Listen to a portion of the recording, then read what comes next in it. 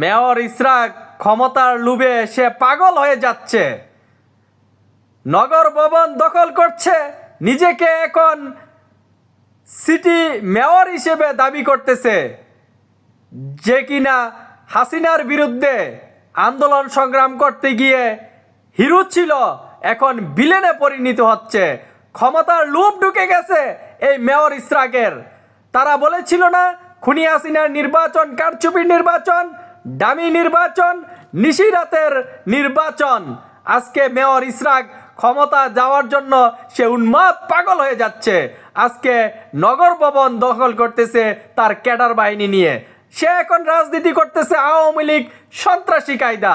Mayor ইসরাকের প্রতি আমাদের যে একটা ভালোবাসা ছিল, আজ থেকে মেয়র ইসরাকের প্রতি আমাদের ভালোবাসা নেই। সে এখন সন্ত্রাস, সে এখন আওয়ামী লীগ সন্ত্রাসীতে কাজ করতেছে।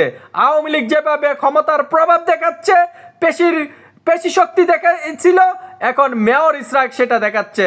ঘৃণা মেয়র ইসরাকের প্রতি, লাঞ্ছনা, ধিক্কার।